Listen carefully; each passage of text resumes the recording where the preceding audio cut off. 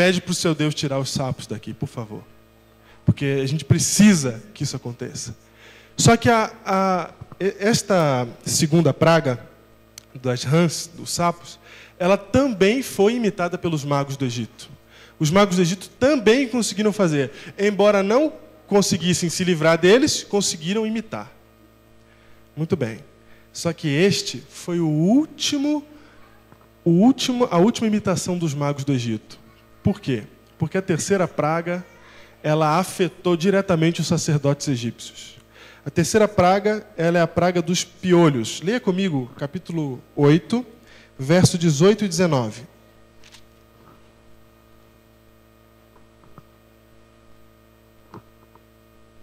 O deus Geb, que era o deus da terra, foi atacado nessa segunda praga. No verso 18, fizeram os magos o mesmo com as suas ciências ocultas para produzirem piolhos, porém não o puderam, e havia piolhos nos homens e no gado. O terceiro não foi copiado pelos magos do Egito. E tem um detalhe. Sabe como eram os magos do Egito? Todos carecas, sem nenhum pelo no corpo, porque não podiam ter nenhuma imundície para participar do culto, incluindo piolhos, que era um problema local. Então, todos eles eram, laminados todinhos, não tinha um pelinho no corpo sequer para não ter piolho. Só que nessa hora, veja o que o texto diz, os homens e o gado foram infectados e eles não conseguiram imitar. O culto, a igreja do Egito foi fechada. O culto não podia ser praticado, não podia ser feito sacrifícios para Deus nenhum, porque os sacerdotes estavam contaminados. Então Deus vai lá e corta o culto deles. Fala, então vocês estão me imitando? Estão fazendo igual? Faz igual agora, então. E corta o culto do Egito. Quarta praga. Quarta praga tem um detalhe importante. Está em capítulo 8, verso 21 e 22. Do contrário, se tu não deixares ir o meu povo, eis que eu enviarei enxames de moscas sobre ti, e sobre os teus oficiais, e sobre o teu povo, e nas tuas casas e casas dos egípcios se encherão destes enxames, e também a terra em que eles estiveram. Naquele dia separarei a terra de Gozém, em que habita o meu povo, para que nela não haja enxames de moscas, e saiba que eu sou o Senhor no meio desta terra. Vejam que até a quarta praga, o povo de Israel estava participando das pragas ou não estava? Eles estavam juntos. Toda a terra do Egito foi assolada pelas 4 pragas, até o povo de Deus. E tem um propósito nisso. Somente na quarta praga que Deus fala assim, a partir de agora eu vou separar. Aqui estão os egípcios e aqui estão os do meu povo. Só na quarta praga. Na quarta praga, enxame de moscas, deve ter sido uma coisa terrível também, né? A gente já, com um pouquinho, quando a gente vai no acampamento, a gente já sofre. Imagina um enxame, uma praga divina. Alguns deuses foram atacados também, deixa eu citar para vocês aqui alguns. Amon-Ra. Amon-Ra, ele é o criador de todos os outros deuses e possui uma cabeça de inseto. Quinta praga, peste dos animais. O gado era sagrado para Ísis. Cadê Ísis? Os animais estão morrendo. E os sacrifícios não podiam ser feitos no culto, porque os animais estavam empesteados. Apis tinha cabeça de boi. Hathor, mãe de Faraó, dizia-se que Faraó era Deus também, e Hathor era mãe de Faraó. Ela tinha uma cabeça de gato. Sexta praga, úlceras. O deus aí atacado é Imhotep. Inclusive é o deus daquele filme da múmia, né? Imhotep. É o deus da medicina. Na verdade, é a história de um grande médico egípcio que morreu séculos antes e ele acaba se tornando um deus. E assim começam os deuses, com a ideia de ancestrais que estão vivos em algum lugar por aí. Sétima praga, chuva de pedras. Essa eu quero ler com vocês. Capítulo 9, vejam esse detalhe. Verso 20. Capítulo 9, verso 20 e o verso 21.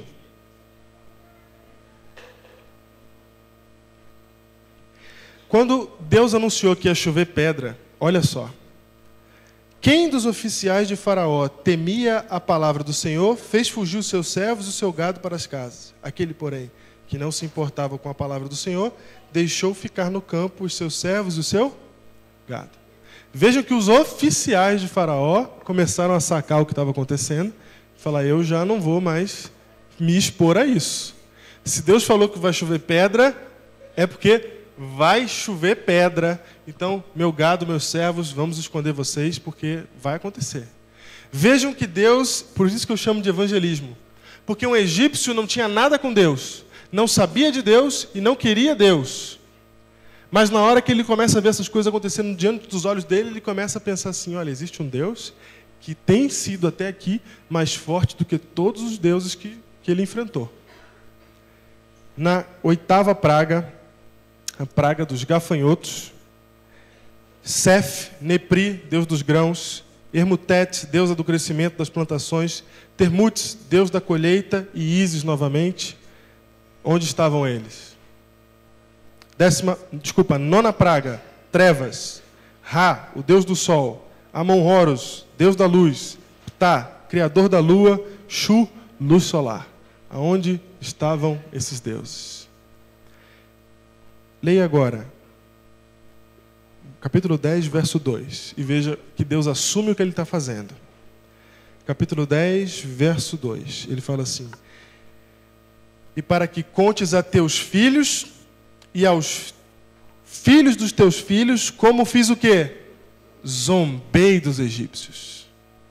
A guerra é contra os deuses, e quantos prodígios fiz no meio deles, e para que saibas que eu sou o quê? Para que Deus estava lançando as pragas? Para maltratar o povo egípcio? Para que reconhecessem que ele era o Senhor. A 10ª praga é a definitiva. A 10ª praga, ela ataca todos os deuses de uma única vez. Por que ela ataca todos os deuses de uma única vez? Porque os deuses só existem para duas coisas: para explicar os eventos naturais que a gente não consegue explicar, era para isso que eles eram usados naquela época, e para servirem de culto, porque o ser humano tem que adorar alguma coisa. Eu não sei se você já notou por aí, mas se uma pessoa não tem religião, ela adora alguma coisa. Ela adora o time de futebol, ela adora alguma personalidade famosa, quem sabe ela não adore até o seu trabalho. A gente sempre tem que colocar alguma coisa no nosso coração. E é por isso que os deuses surgem, porque eu preciso adorar alguém. Quando Deus ataca o ser humano, que é isso que acontece na 10ª praga, o objeto de culto dos deuses está sendo eliminado e nenhum Deus aparece para salvá-los. A última praga é definitiva, é contra qualquer Deus que exista. Se ainda há um Deus aí fora, salve meu filho. E não havia. E aqui está o ponto do meu sermão de hoje. Até aqui a gente só falou do contexto. Agora abra sua Bíblia em Êxodo 12, verso 7. Eu quero que você entenda um último detalhe. Qual é a primeira ordem de Deus para o seu povo? E aqui eu espero que você já comece a pegar a mentalidade de Deus, o pensamento dele. Êxodo 12, verso 7, qual é a primeira ordem? A primeira coisa: gente, vocês vão embora do Egito? Vocês querem me servir? Querem me adorar? Querem que eu seja o Deus de vocês? Então vocês vão fazer o seguinte. Êxodo 12, verso 7. Tomarão do sangue do cordeiro e o porão em ambas as ombreiras e na verga da porta, nas casas em que o comerem. Primeira ordem de Deus é uma ordem esquisita. Mata um cordeiro, pega o sangue e põe no umbral da porta. Parece macumba também, né? Um negócio estranho. Eu nunca entendi isso. Por que Deus inventa de botar sangue no umbral da porta? Ah, porque é uma referência a Jesus. Tá, mas por que é no umbral da porta? Por que isso acontece assim? Na mentalidade egípcia, existiam 5 coisas que definiam quem você é. Você era definido pelo seu corpo, pela sua personalidade, pela sua sombra, pelo seu nome, e tem mais uma coisa. O espírito, o fôlego de vida. Essas 5 coisas. E você tinha que manter elas todas para poder viver eternamente. Então o egípcio pensava assim: eu vivo, morro e continuo vivendo se eu conseguir manter essas 5 coisas. Por isso existem as pirâmides do Egito. Por isso as tumbas do Egito. E por isso a mumificação é tão importante. Você precisava manter o seu corpo para poder viver depois da morte. Você precisava manter o seu nome. E as tumbas, as pirâmides, têm um nome escrito em todos os tijolos, praticamente. Para que você pudesse viver na eternidade. E o que acontecia? Como uma pessoa pobre, não era o faraó, não tinha o dinheiro de construir uma pirâmide inteira para manter o seu nome ali.